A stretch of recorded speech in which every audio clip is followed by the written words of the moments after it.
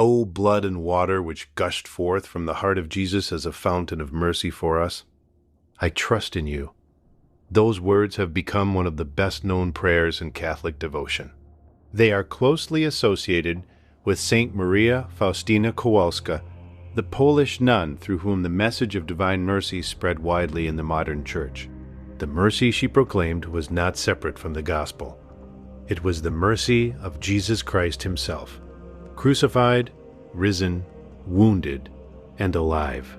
That is the center of Divine Mercy Sunday. It is not only about a devotion. It is about the risen Jesus entering fear, shame, doubt, and locked doors with peace. Divine Mercy Sunday begins with the disciples are behind locked doors in fear.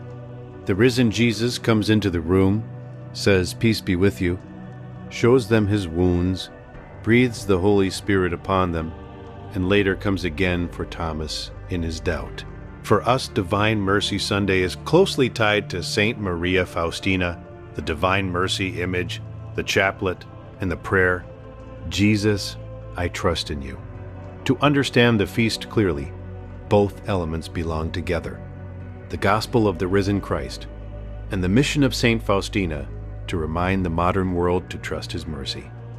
Saint Maria Faustina Kowalska was a Polish nun of the Congregation of the Sisters of Our Lady of Mercy. She lived from 1905 to 1938, and after her death, her diary became the central text associated with the Divine Mercy devotion. Through her writings, Catholics came to know more deeply the call to trust in Jesus, the Divine Mercy image, the chaplet, and the spiritual emphasis on mercy for the whole world. Her importance lies in the fact that she did not present a new gospel. Her mission was to direct attention back to what had always been true, that the heart of Christ is full of mercy, and that wounded humanity must turn to him with trust. Divine mercy did not begin in the 20th century. It did not begin with private revelation, and it did not begin with a devotional image. Divine mercy begins in Jesus Christ. It is present in the gospel, in the cross, in the blood and water from his side, in the resurrection, and in the words, "Peace be with you." What Saint Faustina did was help the modern Church hear that mercy again with unusual clarity. St. John Paul II made that connection explicit when he canonized her in 2000 and established the second Sunday of Easter as Divine Mercy Sunday for the Universal Church. The clearest way to state it is this: Saint Faustina did not create divine mercy. She helped the modern world trust it. One of the prayers most closely associated with divine mercy is this: O blood and water, which gushed forth from the heart of Jesus as a fountain of mercy for us, I trust in you. That prayer leads directly back to the purest heart of Christ.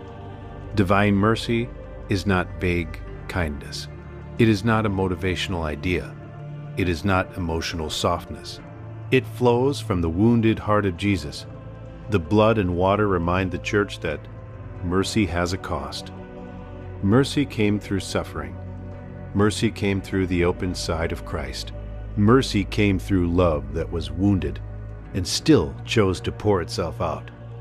That is why Divine Mercy Sunday belongs so naturally within Easter. The same Jesus whose heart was pierced on Calvary is the Jesus who now stands risen among his disciples. John 20 provides the gospel foundation for Divine Mercy Sunday. The disciples are not triumphant. They are not strong. They are not brave. They are behind locked doors. That detail is one of the most direct and human elements in the passage. Jesus does not wait for them to recover first. He does not wait for them to become admirable first. He comes while they are still afraid. That is divine mercy. Mercy enters the room we locked from the inside. For a modern audience, especially for people carrying anxiety, shame, failure, confusion, or spiritual exhaustion, that matters. Divine mercy is not Christ calling from a distance. It is Christ entering the room anyway. The first gift the risen Jesus gives them is peace. Not correction first, not humiliation first, peace. This is one reason Divine Mercy Sunday speaks so strongly to so many people. These are the same disciples who failed him. They ran, they hid, they were afraid. When Jesus returns, he does not return to destroy them. He returns to restore them. Divine mercy does not begin with humiliation. It begins with peace. Then Jesus shows them his hands and his side. This is where the gospel and Saint Faustina's message meet most clearly. The risen Christ is glorious. He is victorious. He is alive forever. Yet he still bears the wounds. Mercy is not detached from suffering. The resurrection does not erase the wounds. It transforms them. St. John Paul II explicitly connected the divine mercy images raised to the blood and water flowing from Christ's heart. Divine mercy devotion is not separate from the wounded Christ of the gospel. It flows from him. That is why Divine Mercy Sunday carries such force. The mercy of God comes through wounded love. In John 20, Jesus does not only comfort the disciples, he also sends them. He breathes on them, gives them the Holy Spirit, and entrusts them with the ministry connected to the forgiveness of sins. Divine mercy is not only something received privately, it is something the Church must carry. St. Faustina's life points in the same direction. Her message was never meant to remain hidden in one soul. It spread because mercy is meant to be proclaimed, trusted, prayed, and lived. Divine Mercy Sunday is not only devotional, it is ecclesial. It is missionary. It is Easter mercy handed to the Church for the world. Then the gospel turns to Thomas. This is where Divine Mercy Sunday becomes even more personal. Thomas is not coldly rebellious. He is wounded. He is struggling to believe what seems impossible. He needs encounter, and Jesus comes again for him. This is one of the clearest revelations of mercy in the whole gospel. Jesus does not crush Thomas. He meets him. That is mercy for the doubting heart, for the delayed heart, for the heart that wants to believe but cannot force itself into certainty. For many viewers, this is where the feast becomes most immediate. Not everyone is openly hostile to God. Many are tired, unsure, wounded, ashamed, or late to the room. Divine Mercy Sunday says that Jesus still comes for Thomas too. If there is one phrase most associated with Saint Faustina and Divine Mercy spirituality, it is this: Jesus, I trust in you. The phrase is simple, but it is not shallow. To trust in Jesus means trusting him with fear, with sin, with shame, with questions, with locked doors, and with wounds that are still visible. That is why St. John Paul II said, humanity will never find peace until it turns with trust to divine mercy. That line remains direct and relevant. People live with anxiety, division, despair, moral confusion, and exhaustion.